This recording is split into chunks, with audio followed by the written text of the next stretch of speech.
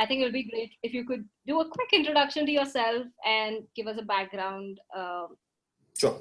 your expertise.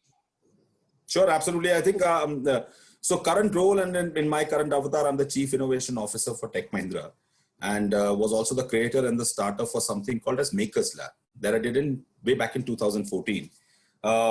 I started off after my MTech as a researcher with IBM, and still remember a few of the earlier codes that I wrote for Watson.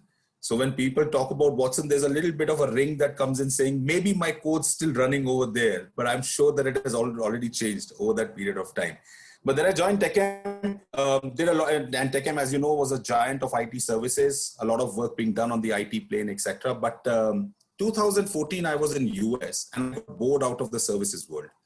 I actually wanted to run back to India and do something very different. Maybe open up a startup, maybe do something as teaching. But my CEO stopped me and he said, why don't you essentially start off something as an R&D division, which was a good segue from both my CEO and COO, saying that, you know, Indian IT services typically has turned itself into a solution hub. We know that we are the solution provider of the world, but sometimes we miss out on the angle of finding out the problem itself. So we've lost the art of research and development, the principal research. And I essentially wanted to bring back to IT services something which is more principally aligned to research and development.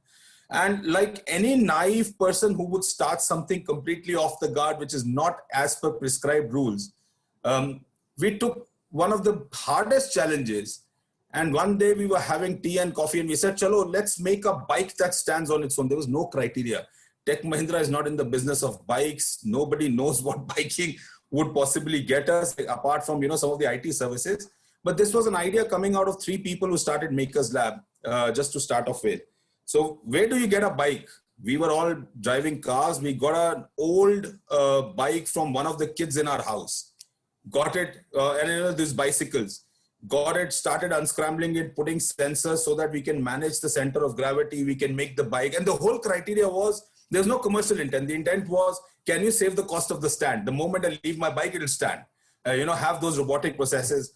After 3 months of, you know, day and night struggle, I must tell you, it was an utter failure. We managed to achieve almost nothing. And, and we now retrospectively call it as a great feedback. But we were pretty damn, you know, down in the morale, understanding, saying what's going on, what can we do? One of those guys suggested, why don't we actually put this bike on a wall? So we said, yeah, that's a cool idea. So we actually took that bike and we put it into our Pune wall where the first Makers Lab was built. Even today, when you go to Pune, you would actually see that bike hanging. It's a marketing thing that I normally tell people, that when you see the bike, you get that intent. But sometimes I do get my inspiration from that bike hanging, saying that you've got to objectify technology to solve a purpose. Merely having an idea may not really work. And I think Makers Lab has grown post that. We have actually done something. We've failed in a lot of endeavors that we've done. We've succeeded in some. But yeah, so that's been my brief.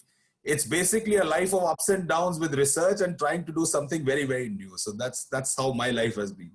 Interesting. So, you know what caught my attention, which I want to acknowledge and mention, is generally when we have these conversations, it's always about success stories. It's so nice to hear a few failure stories and then talk about there are loads of them. There are loads of them in my life that you get into.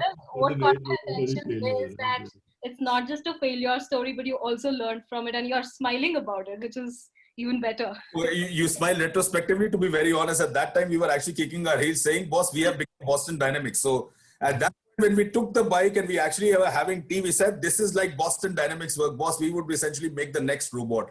But it's all in retrospective that you actually laugh about it. But yeah, but I think that's what life is. I think that's what we tend to train people when they come to Makers Lab, that it's not about only success or what you can make out. It's also about the entire journey itself. If you can learn and if you can get through that work, I think that's what makes you successful in today's world of technologies. Absolutely. So, Nikhil, how different was this from the previous experience? See you guys. See you, Samir. Shruti, go ahead. Yeah. So, Nikhil, how different was this experience from the previous jobs that you had, like before you took up this role? I had just two previous jobs. One, I was teaching in Australia in RMIT, Royal Melbourne Institute, and I was actually teaching, which is very, very different. There was a much more structured kind of a sector. IBM, the points in global business services and then in research was also structured. Tech Mahindra, for a large part of it, was very, very structured. When I was actually doing works like technical architects, I was meeting with customers.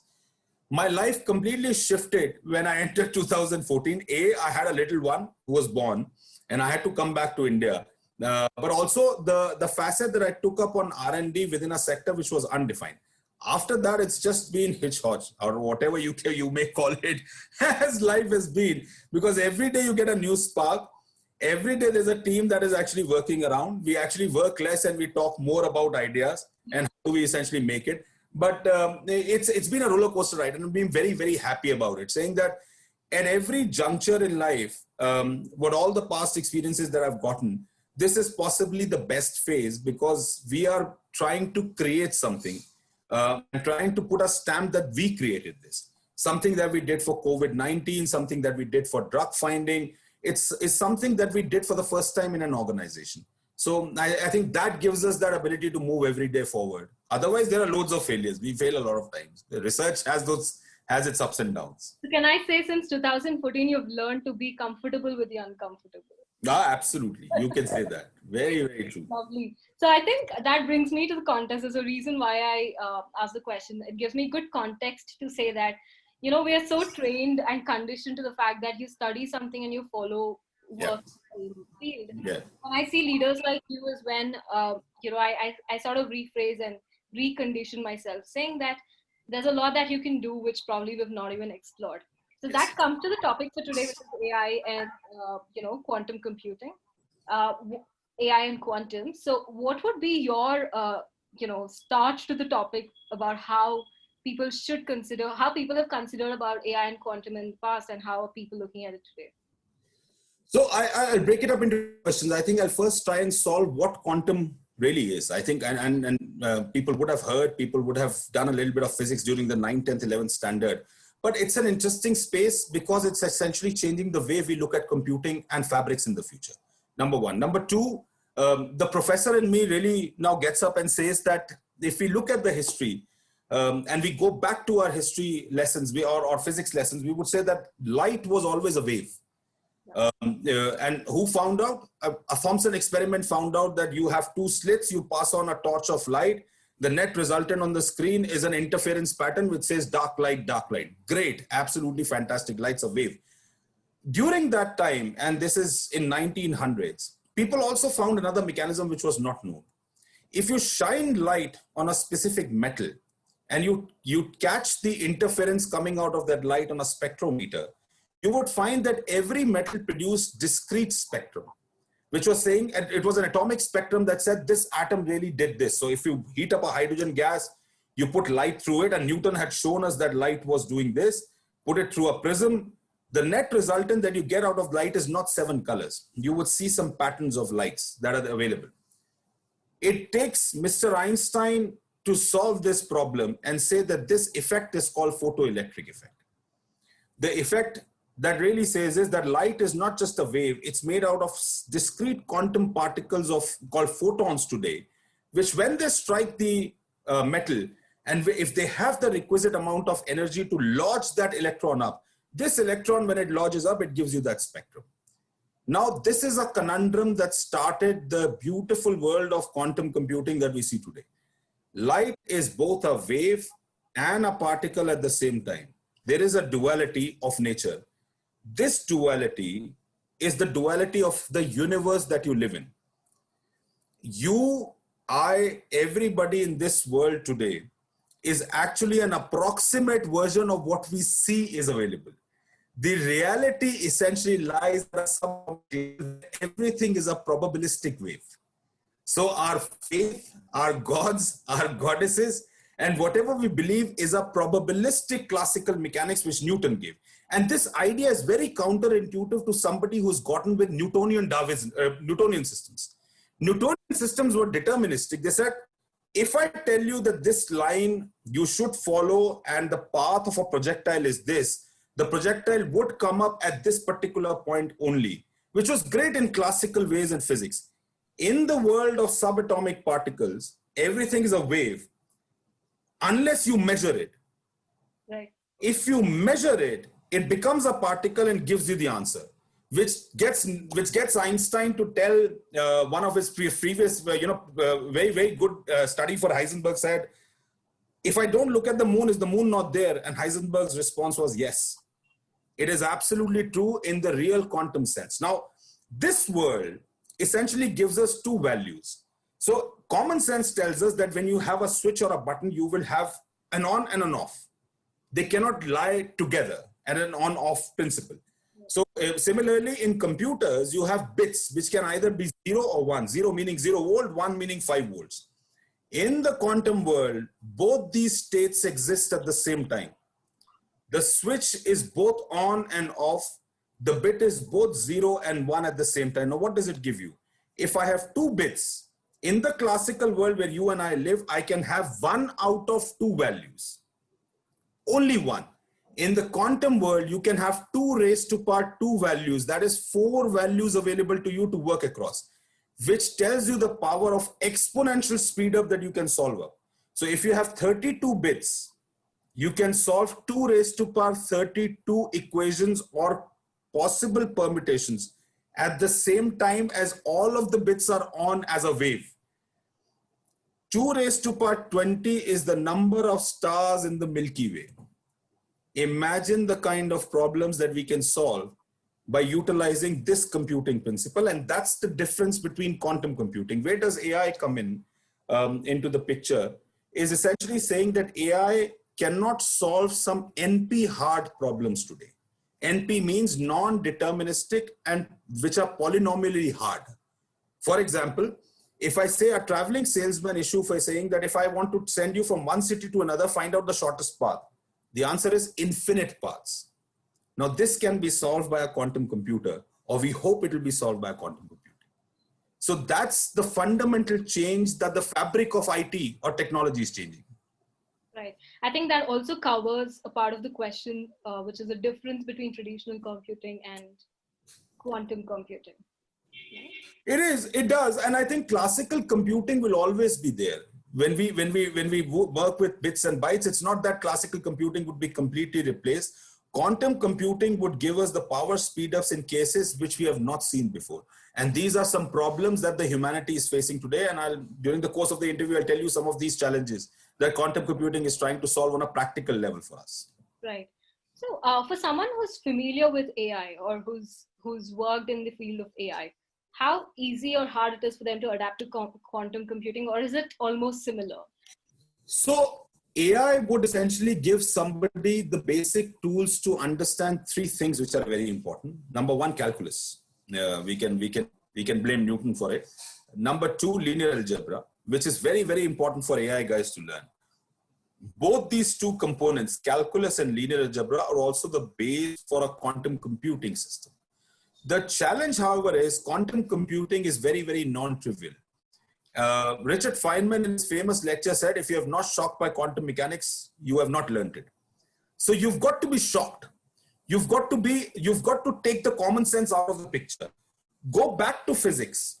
Understand the equations in the quantum physics as well, which I say normally and I teach people typically, and then take on the computing world. The computing world is only a reflection of the physics that we are essentially trying to do at a very base level. The people coming from AI will not have a very hard time learning and transgressing to quantum. It's all about thinking that the bits cannot be 0 and 1 now. The bits have to be 0, 1 both. And how do you take that probabilistic stance out of it? So it's not a difficult task, but it's also not trivial. It's a non-trivial field to get into. Okay. And as such, the combination, so when we talk about AI, quantum, and all of these technologies, there's always one question about how these can be applicable across different industries. The size of the enterprises which actually find value in this, what are the kinds of enterprise who apply AI, quantum. So to begin with, which are the industries which see a lot of applications with these technologies, and how, like, since when? I mean, if we have to talk about a start point to it. I'm sure technologies which were there, probably which have come into light only recently. Would that be right to say? So essentially, there are loads of industries, and we are already seeing some practical examples. The reason why we are all excited at Makers Lab and we are all excited in this field is that we have seen practical examples now. It's no longer in the physics lab. It's no longer a facet saying that some scientist calculated this, but it is now becoming a practical. The first practical use case is going to be security. And I'll give you a very simple example. You and I are talking over this channel, or we send emails. Under the layer, they're all HTTPS or SSL layer. Okay, so I was talking about first is a very simple secure case where you said that Shor's algorithm is built out of two prime numbers. You take these are 2048 bits. Yeah. To break these 2048 bits, your and my computer would take 40 quadrillion years, which is 1.5 times the life of this universe. A quantum computer breaks them in 100 seconds in a synthetic scenario. So security, as you think, will completely shift. You will have to go into the quantum secure world. And there are some principles like entanglement that come in. Second, let's take another NP hard problem. We are talking about COVID, and this is very apt today. There's a lot of work being going on for drug discovery, drug research, finding out how the protein works. This is not possible even by the biggest classical computer today, including your supercomputers. The reason is the kind of structure that a biological system makes. It's got millions and billions of transactions that it'll have to do to understand even a small little protein fold into a system. Where will you get help? Quantum. And we are already seeing examples where quantum computers have been utilized by companies to look at drug discovery and research. There's a company called WuXi Next Code, which is actually doing genomics based on quantum computation. Volkswagen as a company has also done a use case in China where they've utilized quantum computations to find out the best path available for their self-driving car, which is 15 to 20% more, more faster than any other system of classical AI computation that you may do. There's another company example called Denso, which has actually utilized quantum computation to get their machines moving in a much more optimized manner in their, their manufacturing space than if using classical systems. So these are certain examples of security, examples in genetics and drug research, examples in finding out crop yields and insurance in the cases where weather is not known and very, very unpredictable, examples of education in which, you do not know how kids really behave, even security, your machine learning optimizations, and something which is a prize for every physicist. Maybe discovering Higgs boson and finding out the exact location, even though Higgs boson has been discovered, but these are machine learning optimization techniques which we can utilize using quantum computation. So loads of practical cases where we have not solved. Right, absolutely. So what about banking as an industry or financial sector as an industry? Like fraud detection in banking is going to be the biggest scenarios. Because fraud does not happen and start at one point. It has multiple levels in which fraud detection happens. Right. So optimization of where that fraud happened is essentially nothing like a traveling salesman problem. It's something similar. So the quantum computation facets can actually come in over there. Absolutely. So I think it's a world where we cannot escape technology, and there's nothing we can do. So interestingly, very recently I was reading about a startup who came up with a product which is AI driven. Yeah. My apologies, but these days any startup we read there's AI attached. We'll have an AI component in it. Yes, absolutely. I don't know which is real AI and which is not. So my absolutely, apologies if it's not. But I read about a startup where they have an AI driven technology which is basically put to the computer chairs in offices. Yeah. Yeah. It detects the number of hours that employees have actually worked, and it detects how many breaks they've taken and. You don't even need an AI. It's basically simple data analytics, because what they're essentially using is an IoT chip which is attached to your device and which basically gives you the pressure. So basically measuring your pressure when you're sitting on the seat essentially means and assumes that you're working. And when you get up from and take a break and come back after 5 minutes, it's essentially data analytics. But you're right. I think every startup today has given something saying that I'm using an AI component. I think the real AI today is able to solve three things at a go. And that is, number one, your vision challenges. AI in vision has become much, much better than any other human being. We have an error rate of about 3.6. The AIs today have an error rate of about 3.4, which essentially means if you show 100 images to an AI, 3.4 would be wrong only. And if you show those same 100 images to a human being, 3.6 would be wrong. So at an average rate, AI is essentially better on vision, right? For all of us. AI is the same on natural language processing, even though we're still getting to understand, because you and I can have this conversation not just in English, but we can spruce in some words of Hindi. Yeah. We still understand each other, and even though my or your English was not right, we would still understand the basic gist and meaning about it. So AI is not really good in understanding that at that point. Number two. Number three, AI does not have an element of shock and surprise. You cannot shock and surprise an AI. That will essentially lead to the downfall of the AI system, because at the end of the day, AI is a pattern recognition technique. It basically means I saw some data, I understood that data, and I'm trying to model myself exactly like what a child would do. But this human brain is very, very complex and different to what an AI is. So one of our sectors of research is, how does neuroscience enable AI? And there are some critical examples. You would have kids at home. A 5-year-old kid can distinguish between a cat and dog in less than 5 seconds. For an AI, it takes 1 million images to do that. So there is 40 watts of power that this cranium is using to 400 kilowatts of power that an AI is using today. Right. Is there a better way?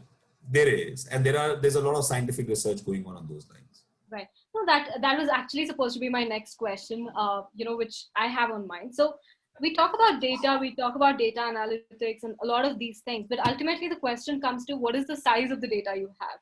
Correct. And how do you compare it? And most often it takes years to build that kind of data because it works on patterns. Correct. So how are companies able to, address that bit? Do companies have enough data or? No, unfortunately, no. And I think even the customers won't have this, the companies that work with them. I think the way to essentially solve it is, and the way we try and do it with companies where we consult, is to essentially draw up a boundary or a horizontal and say that there is a boundary of a context to which AI would work. There's nothing beyond it. If you essentially try and make AI the whole and soul and say that this is like God and would work everything, it would not work. So that, I think that is number one. I think a boundary and a contextualization of what AI would do. Number two, with that boundary also comes in certain parameters and factors which AI may not solve. And those have to be clearly outlined, saying that when you are putting up chatbots, and like everybody today has a chatbot that they build in, it's not human. It will never be human. It is a bot and will continue to stay and solve your problem as a bot. And I think that has to be made crystal clear with every customer. Right. As a human being, we know if you're talking to a human being or a bot, and we would instantly notice the emotions what that bot is giving us. Number two. Number three is there a test to prove that this is a transparent result which an AI gives it? Over the past few years, I think organizations have spent enough money on AI, but when AI tends to go into production, the first reaction from a CEO and CTO is, hey, I don't believe these results. Right. I say that this result is valid. And I think one of the ways is to essentially make results transparent, which is also a kind of a paradoxical conundrum, because AI, if you look at neural networks, they'll say it's a black box and everything that goes in, something happens and the result that comes out is a classified output. That is an area of research where a lot of companies and teams are involved in, to say, how can we make the result transparent to you? Make it much more explainable so that you understand that this is the reason why this AI is giving that result. And the fourth facet, which actually just ties in over there, is the ethical facet of it. Is it giving an ethical result based on certain parameters that it did, or you are essentially just churning in a lot of garbage in with data and you're getting garbage out? So I think those are parameters that every customer or every company is trying to utilize today to say that the resultant is this. I can only solve this. I cannot solve the whole world, and I cannot boil the whole ocean for you. So I think those are important things. Absolutely. I think, so of course, I'll have one or two quantum related questions, and then I'll get to the AI bit as well. Both are so interesting that you don't know how to balance. One is, what is quantum neural networks and what is quantum supremacy? Those itself mean a little, like we get a sense of what it means, but if you could. So quantum neural networks was, I don't remember, I think it was in 2005 that Mr. Subhash Kak, Dr. Subhash Kak actually put this name out. At that point in time, quantum computing was not the way quantum is today. His ideology basically was to essentially introduce fuzzy logic. His idea was that the way your universe works on a very, very subatomic plane in a fuzzy way, whereas every particle is also a wave and each one of us is a wave at the background, you should also introduce that fuzziness within neural networks as well. And introduce the element of quantum. So a neuron or a perceptron of quantum can work as both 0 and 1. It can have both cases. So quantum neural network really died out in the facet that now quantum circuits are being built out of gates. They're made out of ionic charges. I think I just need to tell your listeners or your viewers one important thing is that at the very core of your existence of this universe, there are some constants that really work well, whether it's Planck's constant, whether it's gravitational constant, all of you would have read it in terms of physics, etc. These constants give a nature to this universe which is very, very different. And the nature of this universe is, it is dual at its very base. You are a dual universe, which means a particle can act as a wave and can act as a particle at the same time.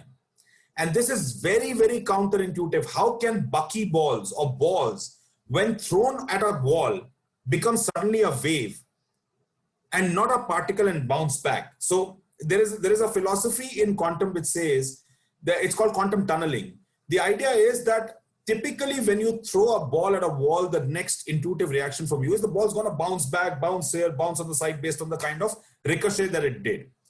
In the quantum world, because the particle is a wave, a part of the particle has a probability of coming out of the wall on the other side with increased kinetic energy. Right. This is counterintuitive to what we think. Right. And that's the world we live in. The reason why I and you don't feel that effect is because we are living in this world, right? So going back to the quantum neural networks, Subhash Kak's idea was, can mechanics of quantum be applied into a neural network to make it much more fuzzy, even though those have not been utilized as yet? So it was basically an idea which essentially got into a different set. Right. So is supremacy related to that? No, quantum supremacy is very, very different. Quantum supremacy means that, and Google and IBM have claimed that they have achieved quantum supremacy. What it means is that by any NP hard problem, which is non-deterministic polynomial hard problem to solve in this world, if a quantum computer can solve it in lesser amount of time, relativistically lesser amount of time than a classical computer, that is when the world achieves quantum supremacy. Wow. Which means that, for example, if I was to give you a protein folding structure of coronavirus and give me all the facets of coronavirus today with classical computing, it would probably take you by the end of the universe to essentially achieve it. Mm. If by any means on quantum, I can achieve it within less or lesser time, maybe a week, maybe 5 days, 2 days, an hour, quantum computers have achieved supremacy in terms of what they're planning. That's supremacy. Very nice. So it depends on the company or the enterprise about how, or is no, it only depends on the problem. The problem of the problem has to be solved in a lesser amount of time than the classical computer would look at, or best classical computers. So you give a supercomputer which is built in China or America. If it takes this much amount of years, relatively lower the quantum computer would take in. That's supremacy of quantum. Just a question. What is the base for Google to claim that they've achieved quantum supremacy? They have actually done a kind of an experiment on quantum where they have actually achieved the results in 2 days, which is not possible in a billion years. Wow. Okay. And that's quantum supremacy. So which essentially means that the power of computation is there. Amazing. Great. And when do we call an enterprise quantum ready? We call an enterprise quantum ready when they have subsequently moved from AI into the quantum world in some cases. So I will have a caveat here. Not everything would be solved by quantum computation. The problems of classical nature would still be solved. And when I say classical, I'm dividing the two phases. The world we live in is called classical world. The world of subatomic particles is called the quantum world. Right. We are all made of atoms, which is the conundrum. We are all made of molecules. Those atoms and molecules and electrons at the very, very lowermost condition work in a quantum way, which is essentially saying they work as wave and matter. Even though you and I don't appear to each other as waves, we essentially are good human beings and we are talking to each other. I can see you. You're not ghosting. Yeah. not moving in and out. You're not at two positions at the same time. You're not acting as a wave, but what you're made of does this. Right. Right. So and that's the reason. So an enterprise is quantum ready when they subsequently move some of the NP hard problems for their customers into the quantum scenario or the quantum computing scenario. Amazing. So while you explain all this, and while I'm a layman in this case, not someone from the AI quantum background, one thing that amazes me is, even though I'm not from the field, I still relate to what you're saying. I still understand what you're saying. And that Right. just shows how much technology has taken over us, and you don't necessarily need to work in a field to Yeah. understand that anymore. So, True. Absolutely. yeah, and I have this example in mind where my mom growing up, I mean, she was a homemaker and she used to keep making fun saying, I had someone to just go to the kitchen and bring me things that I want. I wish someone could just go to the shop and get me things that I want. And it's unbelievable that it's come true. I mean, today we see robots doing all the work, and we see. No, wait for 20 years, Shruti. You would actually not be saying this. You would be saying that I'm actually sending out a kind of a robot, not here to France, and within a split second and get me the results.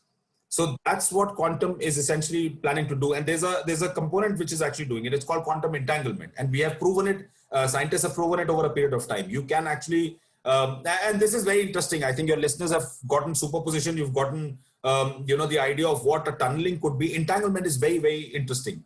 This is also called the spooky principle of quantum. And Einstein termed as a spooky principle. He died considering that quantum would actually be a God's way of playing dice. But it is a dice at the end of the day, and I'll explain the process. Consider electrons. We've all studied physics and we've studied atom has electrons, it's got protons, neutrons, etc. That's not the end of the matter. There are quarks, which are fractional charges. There are certain other elements. So basically the whole world of particle physics is divided by 12 leptons and fermions, etc. Take two of these particles, two electrons, which you think are joined to each other in some way. Mm-hmm. Joined because they are entangled with their attributes and properties. Right. The particle, take it in your pocket, take the other particle to the end of the universe without measuring it. If you measure the particle in your pocket, at that very instant, the particle at the end of the universe will also show a measurement which is exactly opposite, defying the boundaries and barriers of space and time and the speed of light. This has been proven, has been shown, and this is also like Star Trek teleportation that has been done. So scientists in America put one particle in Hawaii and the other particle in one of the coasts of US. And this effect was seen right away at the instant, even before a phone call could be made between two parties, the particles had shifted. This is exactly what teleportation has been shown in science fictions like Star Trek. And this has been achieved through a quantum entanglement principle. These particles are entangled. Now, if you take it philosophically, every kid says, I'm connected to my mother somehow. Yeah. Some connections that she knows that I'm well, I'm unwell, etc. If you look at the Vedas, some of the Vedas essentially say that there is another mechanism on what you connect, which is a metaphysical system. Science today proves that the quantum entanglement exists. And this is an experiment done by China as well. They took one particle to space, one on land. It shows the same effect over 384,000 kilometers. The light takes time to travel. The particles do not. They are entangled. Yeah. This entanglement is being used in security. So the moment you put on my key or you try and spoof on my key, the particle which is entangled on my side would actually tell you that somebody is trying to spoof and hack. So I'll change the key. Right. This is exactly what we've done. So these are facets which are now coming in life. And that's why I'm saying the fabric of computation is changing. Right. Absolutely. So what do you see? I mean, we've come a long way, even if I think about the last 20 years. Because you just mentioned about 20 years ahead, which I personally can't wait to see. But now we are living in a world of Alexas and all kinds of comfort around us. And like we mentioned, every startup, every company these days proudly attaches themselves to AI as a technology. And I'm sure a lot of startups are doing some great work there. And interestingly, there are also a lot of robotic companies which are supposed to be working with hospitals, with army, with military forces, and all kinds of areas where robotics can be applicable. For that matter, even cricket training. So recently, I read of a company where they actually talk about how they can train students using robotics as a technology. Correct. Correct. And that's what makes me realize that these are things which my mom used to make fun of, but it's come true. What do you see is the future of these technologies? One, and attached to that, the question of for a company who's looking to bring in AI to fit into the current scheme of things. What are the things they should remember? So I think we also call it radical, but I think I'll give you two answers. One of them is the 5 years hence, and one of them is the 10, 15, 20 years when my kids grow up, is the sense that I'm looking at. I think 5 years, and this is the futurist in me talking, but 5 years hence, we would have almost every company like you here today, startups talking to you about AI, which could be analytics, could be AI, could be anything in between, but it still is AI in terms of artificial intelligence. You would have a combination of AI and quantum coming in with a lot of startups in the next 5 years. Startups from India, I'm not sure, but there's enough work which is being done across the world on these lines. And there are some great startups which are coming in now on quantum and AI together. India still has to bring in itself into the mold, saying that अब वो है ना अभी हम AI से ही नहीं निकले हैं तो quantum में कैसे जाएंगे, sort of a story. But I think the idea is that we have to quickly latch on to the quantum world because it's essentially going to be right at our doorstep in the next 4 or 5 years. This is the 4 or 5 year sense where AI would come in, quantum would come in, but AI would start talking about ethics more. And you already see Niti Aayog and some of the other government organizations talking about ethical structure of an AI along with certain values that you bring in. 10, 15 years down the line, AI would be relegated as any other machine pattern technique like data analytics is. So the moment I do a Python programming or a Java programming, AI would be considered exactly the same. The world I see 15 years down the line is going to be into quantum consciousness, where human beings will stop depending or stop relegating their work to machines, but there will be a generic personalized consciousness from a quantum world that will come in. And that would also include the physical consciousness, the metaphysical consciousness, which essentially includes making sure that my memories are stored to a certain extent, and to the real world of quantum metaphysical consciousness together. That's the world that I see in 15 years time down the line. I'm only 15, 20 years, maybe 30 years, depending on how we grow on top of it. But we will go from AI into AI consciousness, which is ethical AI. We will grow into quantum and then into quantum consciousness. And that quantum consciousness would also be a tool for us to understand us better, which I think is just a repeat of history, because if you go back to Vedas, this is essentially what they taught. They said self-realization and meditation is probably the best thing. So we are essentially going towards that world, and that world would essentially take us to that part of the structure. So we are slowly going towards that line. Amazing. So where does India stand on a global ranking when it comes to AI? So India has improved its ranking of innovation at least. But I think innovation in general terms also means that we are essentially producing more startups because of the government facet, etc. India has to today grow its R&D facet. We do not do principal researches that well. We have to start now getting into principal research factors. Right. We go onto the base sector, and we are best positioned in a lot of ways. Number one, because of our history and our ancient tradition. And I'm not pegging on tradition because I can't peg on science. But the idea behind this is very simple. We today at Makers Lab look at Vedas in a completely different way. And we are essentially taking Vedas to define some of the things that we are doing now. Let's consider ethics, which is a practical problem, AI ethics. What is ethical for me is not ethical for you, or may not be ethical for you. What is ethical for Shruti may not be ethical for anybody living in a different part of the world. So ethics has its own connotation, number one. It's subjective. But is there a rule set that we define? Now, some people say, please peg your ethical questions to the UN People's Charter. So that defines ethics. So if I'm talking to Shruti, if she's a woman, I should be more courteous and respectful. That's what the UN People's Charter say. I should not put out certain things that she may not like. Number one.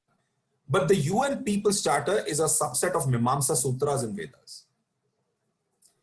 Do we have to go back and follow those rule sets to essentially figure out what's going on in today's ethics? And can AI not learn from them? rather than learning from a subset of UN people startup? That's one question that we keep asking, and we have a group of people who are actually working with us on this line. Second question that we ask is, we know Alexas, we know Siris, we know Amazons of the world. Is there a product that is built in to understand 1645 dialects in India and 23 mother tongues? That's what your country is, right? India today is the land of a linguistic diversity, which is not seen anywhere in the world.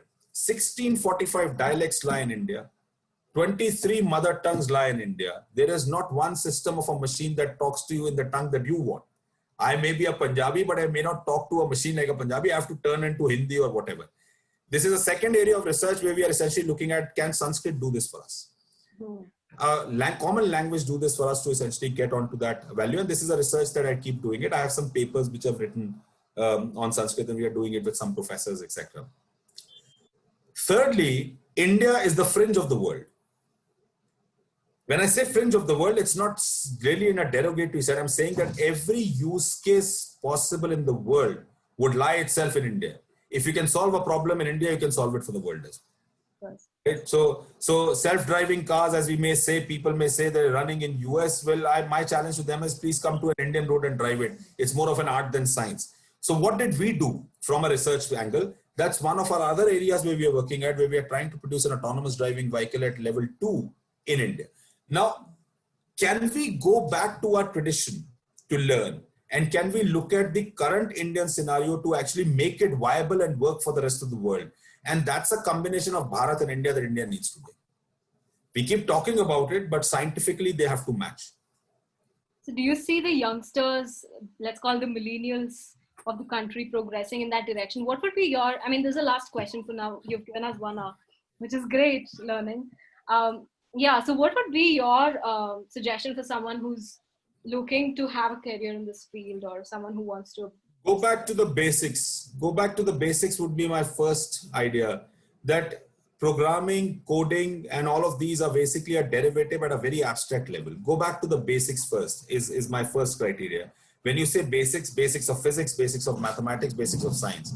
Universe, some people say God created numbers. I don't think so. I think God created something else as well. But I think numbers are a good segue to essentially understand what your universe does. So that's first. First, go back to the basics.